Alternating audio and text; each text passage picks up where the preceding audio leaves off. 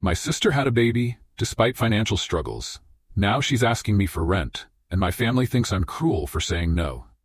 I've always been close to my sister ever since we were kids. We've shared everything, our secrets, our dreams, our biggest fears. There's something about growing up together that creates a bond that you can't really explain to anyone else. But as we got older, it became clear that our lives were taking very different paths. While I've always been more of a planner, someone who tries to keep things stable and secure, my sister's life has been full of ups and downs. She's always been a little more spontaneous, and it seems like the choices she made didn't always lead to the most secure future. Despite our differences, though, I've always tried to be there for her. Whenever she struggled, I was the first one to offer help. I've loaned her money when she couldn't pay rent, I've helped babysit her kids when she needed a break, and I've just been a listening ear whenever she had a rough time. I never hesitated to support her, no matter what. That's what family does, right? They've got your back, no matter what. But things started changing when my sister decided to have a baby. I won't say I wasn't happy for her. She was excited, and I could see that this little one was going to bring joy into her life. But honestly, a part of me felt really worried. I knew how tight her finances were. She had been living paycheck to paycheck for a while, barely scraping by. I knew she was always one unexpected bill away from being behind on rent or unable to buy enough groceries. And yet, despite the financial stress she was under, she decided to go ahead with having a baby. I didn't want to sound unsupportive, so I kept my concerns to myself, at least at first. I just couldn't help but wonder, though, how was she going to afford this? She was barely keeping up with her current expenses, and now she was adding the cost of a child into the mix. But my sister, like always, was determined. She wanted this baby, and even though her financial situation was shaky, she believed things would somehow work out. She was sure that her life would change once the baby came, that things would get better. It was hard for me to not feel a little anxious, especially when I knew she was already struggling just to get by. Even though I had my reservations, I tried to support her. I reassured her that she'd be a great mom, and I offered whatever help I could. But deep down, I worried about how she was going to manage. Things were already tough for her financially, and now this huge responsibility was coming her way. I wanted to be excited for her, to share in her joy, but all I could think about was the looming reality of how hard things were going to get. Still, I told myself to keep those worries to myself. This was her choice, after all, and I didn't want to dampen her excitement. It was a quiet evening when my sister called me. I had just finished dinner and was relaxing, scrolling through my phone when her name popped up on the screen. I didn't think much of it at first, but then I picked up, and the conversation quickly took a turn I wasn't expecting. She sounded different, more stressed than usual. After a few minutes of small talk, she finally got to the point. "Hey," she said, almost hesitantly, "I need to ask you something. I've got no other options." I could hear the weight in her voice, and before I could process what she was about to say, she blurted it out. "I was wondering if you could help me pay my rent this month. I'm really behind, and I don't know what else to do." I remember just sitting there in shock, the words kind of hanging in the air between us. I didn't know how to react at first. My mind went blank. Here was my sister, the one who had decided to have a baby despite knowing how tight her finances were, now asking me to cover her rent. It didn't make sense. I couldn't understand how things had gotten so bad that she didn't have any other option. I was shocked, honestly. I mean, how could she put me in this position? I was barely making ends meet myself, managing my own bills and responsibilities. The last thing I needed was to take on her financial burden too. "Wait, what?" I managed to say. I think I was in disbelief. "Are you serious? You're asking me to pay your rent?" She tried to explain herself, telling me how her job had cut her hours, how she couldn't get extra shifts, and how the baby's expenses had drained her savings. She sounded exhausted, defeated. She wasn't asking for a handout, she said. She just needed a little help to get through this month. "I don't have anyone else to turn to," she said softly. As much as I could hear the desperation in her voice, I felt a surge of frustration. Why was she asking me for rent money now, when I had warned her so many times that having a baby was going to make things even harder for her? Why had she put herself in this situation when she knew how tight everything was? It was hard to separate my concern for her from the frustration I felt at the situation she had created. I tried to stay calm, but my heart was racing. I wanted to help, but I also knew that I was already stretched thin. I didn't have the extra money to give away. Like everyone, I was trying to make sure I was financially stable. And here she was, asking me to shoulder her burden. The guilt hit me hard because she was my sister, and I loved her. I didn't want to turn my back on her. But at the same time, I felt like she had placed me in an impossible situation. "I'm really sorry," I said, trying to keep my voice steady.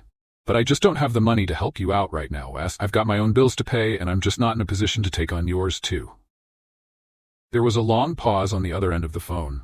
I could tell she was disappointed, but she didn't argue. She just thanked me, quietly, and we hung up. Afterward, I sat there feeling a mixture of guilt and frustration. I felt like I had failed her, but at the same time, I couldn't help but feel angry. Angry at her for putting herself in this situation, and angry at myself for not being able to help.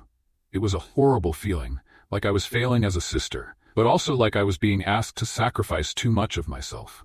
After hanging up the phone with my sister, I sat there for a long time, just staring at the wall. My mind was racing, and I couldn't help but replay the conversation over and over. I knew that I couldn't just ignore the situation. I cared about my sister deeply, and part of me wanted to drop everything and help her out. After all, she was my family. But another part of me kept reminding me that helping her this time wouldn't fix anything. In fact, it might make things worse. I kept thinking about how she had gotten herself into this mess. She knew how tight her finances were when she decided to have a baby, and she had no backup plan. I had warned her, tried to give advice, but she had made her choices. Now, she was asking me to cover for her. I could feel the weight of the responsibility on my shoulders, and I had to be honest with myself. Helping her in this way wouldn't solve anything. It would only put me in a position where I would be enabling her to continue making decisions that weren't helping her long term. I thought about my own situation. I had my own bills, my own responsibilities to manage. If I helped her, what would I do when I faced an emergency, or when I couldn't make ends meet? The last thing I wanted was to put myself in a bad position for the sake of someone else's problems. It wasn't that I didn't love her. I did, but I had to draw a line. I had to protect myself and my own stability. After hours of thinking it over, I finally made the decision. I had to tell her no. My heart felt heavy just thinking about it. I knew it would hurt her, and I hated the thought of disappointing her, but deep down, I knew it was the right choice. The next day, I called her back. I had rehearsed what I was going to say in my head, but when the words finally came out, they felt harder than I expected. "Listen," I started, trying to keep my voice steady. "I really wish I could help you out, but I just can't. I've got my own financial situation to manage, and I can't afford to take on yours too." There was a long silence on the other end of the line. I could almost feel the weight of her disappointment through the phone. I could tell she was holding back tears, and that broke my heart even more. "I understand," she said quietly, but her voice was full of hurt. "I was just hoping you'd be there for me." I didn't know how to respond. Part of me wanted to apologize, to explain how much it hurt to say no, but I knew I had to stand firm. I couldn't let guilt dictate my decisions. "I'm sorry," I said, "but I can't do it right now. I hope you understand." She didn't say much after that. She thanked me, but I could tell it was forced. The conversation ended awkwardly, and I sat there feeling like a piece of my heart had been ripped out. I loved my sister, but in that moment, I felt like I was protecting myself, even if it meant hurting her. I knew that what I had said was the right thing, but that didn't make it any easier. It was one of the hardest things I've ever had to do, and the guilt lingered for days afterward. Was I being cruel? Was I being too harsh? These questions kept bouncing around in my mind, and I wondered if I'd ever feel good about my decision. But deep down, I knew that saying no wasn't just about money. It was about boundaries. It was about not letting someone else's choices dictate my own life. And as painful as it was, I had to remember that sometimes love means making hard decisions for the long-term good. When word got around about what had happened, I knew my family wouldn't take it well. I had kept the conversation with my sister private, but somehow, it didn't stay that way for long. It seemed like everyone in the family had an opinion on it. My parents were the first to call. Their voices were thick with disbelief. "Why didn't you help her?" my mom asked. The concern in her voice now tinged with frustration. "She's your sister. Family is supposed to stick together." I tried to explain that I couldn't help her because I had my own financial struggles, but they didn't want to hear it. My dad was even more direct. "You can't just leave her to fend for herself. She's in a tough spot. You should have stepped up, no matter what." Their disappointment hit me like a ton of bricks. I felt small. Here I was, trying to stand by my decision, but instead, they made me feel like I was a horrible person. My mom even said, "I thought you were better than this. She's your sister. You should have been there for her. You're being selfish." It stung. I couldn't help but feel guilty, like I was somehow failing as a family member. It wasn't the first time I had supported my sister through tough times, but this felt different. This wasn't just about offering a little help. It was about making a choice that was hard for everyone, including me. Other family members weighed in too. It was like I became the topic of every family conversation. My aunt called me to tell me how disappointed she was. "I just don't understand how you could do this to her. She's struggling, and you turn your back on her?" The accusations kept coming, one after another. I was being called heartless, selfish, and inconsiderate. They couldn't believe I wouldn't help my sister when she needed it most. At first, I tried to defend myself. I explained how I had my own financial responsibilities and couldn't afford to take on more. But every time I spoke, it felt like I was digging myself into a deeper hole. The more I explained, the more they seemed to think I was just making excuses. To them, it didn't matter why I said no. It just felt wrong to them that I hadn't stepped in when my sister needed me. The guilt was overwhelming. It was like the weight of the entire family's judgment was crashing down on me. I had never felt so alone in my decision. Every time someone told me how selfish I was, I started questioning myself. Was I wrong? Was I really being a villain in this situation? My family seemed to believe I was. They couldn't understand why I couldn't just help out, no matter what the cost to me was. As the days went on, the guilt only got heavier. It felt like I was carrying the weight of not just my own emotions, but my family's as well. Every phone call, every message, every interaction with them was clouded by their disappointment. I tried to stand firm in my decision, but the more they pointed fingers, the more I doubted myself. It felt like no matter what I said, I wasn't going to win. I was either going to be the bad guy for saying no, or I was going to put myself in financial jeopardy by saying yes. Neither choice felt good, but at least saying no gave me the chance to protect my own stability, even if my family couldn't see that. But the guilt didn't go away easily. It stayed with me, lingering in the back of my mind, making me wonder if I had truly made the right call. Every time my parents or another family member brought it up, it was like a reminder that, in their eyes, I had failed. I wasn't sure how long it would take for that to pass, but for now, it was hard to shake off their judgment. When I told my sister that I couldn't help her with the rent, I didn't expect things to get so tense, but I also didn't realize just how deeply hurt she would be. She was quiet at first, and then the anger started to bubble up. It wasn't just frustration, it was a raw emotional hurt that I could see in her eyes. "She's my baby, and I'm struggling," she said, her voice breaking.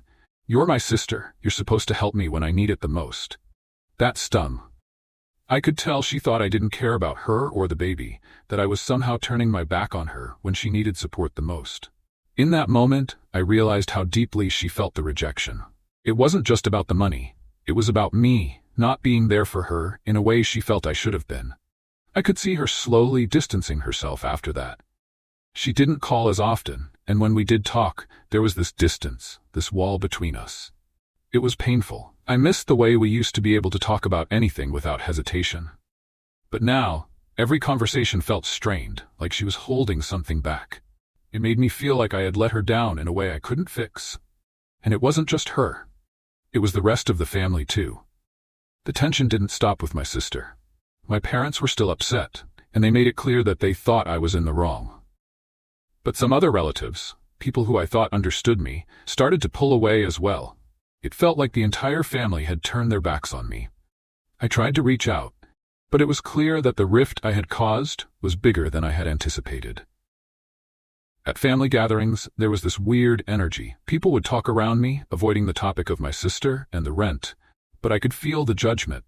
A few cousins even stopped replying to my messages or picking up the phone when I called. It was like I had become this symbol of disappointment. The guilt I felt over my decision grew heavier with each passing day, and it wasn't just because of the way my sister felt. It was because of the ripple effect it had on my entire family. The hardest part was feeling like I was failing everyone. It wasn't just about money. It was about the role I was supposed to play in my family. I've always been the one people could turn to, the one who was there for everyone else. But this time, when I couldn't offer what they wanted, it felt like I had broken that unspoken rule. I felt like I was the villain in my own family's story. The emotional toll was exhausting. There were moments when I just wanted to bury my head in the sand and ignore everything. It wasn't just about saying no to the rent. It was about the fracture it created in relationships I thought were solid. The strain on my relationship with my sister was one thing, but the distance from my parents, cousins, and even extended family felt like it was pulling apart everything I had known. I kept questioning whether I had made the right decision. Did I stand firm because I truly couldn't afford to help, or was it my pride? Did I hurt my sister just to protect my own stability? These questions haunted me, and I couldn't escape the weight of them. Each time I saw someone pull away, each time I heard a comment about how I should have helped, the guilt gnawed at me even more. I was stuck in this emotional tug-of-war. I had chosen to protect my financial situation, but in doing so, it felt like I had sacrificed my relationships and my role in the family. It was a struggle, and it wasn't just about the money anymore. It was about feeling like I had failed, both as a sister and as a family member. Looking back on everything that happened, I've realized just how important it is to set boundaries. It wasn't an easy lesson to learn, but I can't deny that it's been a crucial one. What I learned through all of this is that sometimes you have to prioritize your own well-being, even if it means disappointing the people you love. I spent so much of my life putting others first, trying to be the one everyone could count on. But there comes a point when you have to look out for yourself too, even when it feels like you're letting people down. For so long, I felt like my role in the family was to always be there, to help wherever I could. But that mindset left me vulnerable. I was so focused on supporting everyone else, I never stopped to consider the cost to myself. And when my sister asked me for rent money, I realized just how fragile my own financial stability was. I had to protect it. I couldn't let her choices put me at risk, no matter how much I cared about her or wanted to help. It was hard. It was painful. But I had to make a decision that would keep me standing, even if it meant making tough choices. I realized that self-respect is vital. I can't be there for others if I'm drowning myself. I learned that no matter how much you love your family, you can't sacrifice your own peace, your own stability, just to please others. Financial independence became even more important to me in that moment. I had worked hard to get to where I was, and I knew I couldn't put that all on the line to help someone who didn't seem ready to make the changes they needed to make in their own life. The more I reflected on everything, the more I understood the balance I had to strike. Family is important, and I know I'll always care about them. But if I'm constantly giving and giving without setting limits, I lose a piece of myself in the process. There's a fine line between being supportive and enabling, and sometimes I had to remind myself that I was still my own person with my own life to manage. This experience has really changed the way I see things. It's taught me that I have to take care of myself first, even when it's uncomfortable. My family may not fully understand it now, but I hope in time they'll see that this wasn't about being cruel or selfish. It was about me making sure I could still be there for them in the long run. But for that to happen, I needed to be strong enough to say no when it mattered. As I look back on everything, one thing is clear. It's okay to say no when you need to. You don't have to sacrifice your happiness or security just to please others. It's not always easy, especially when it's family involved, but I've learned that taking care of yourself should always come first. If you don't protect your own peace and stability, you can't help anyone else. Saying no is not being selfish. It's about setting boundaries and making sure you can continue to show up for the people you care about, without losing yourself in the process. So I want to ask you, have you ever had to make a tough decision like this? Have you found yourself in a situation where you had to say no to a family member, even though it was hard? How did you handle it? I'd love to hear your thoughts and stories in the comments. If you found this video helpful, or if you could relate to anything I shared today, don't forget to like, subscribe, and hit that notification bell so you never miss an update. Thanks for watching. I truly appreciate you taking the time to listen to my story.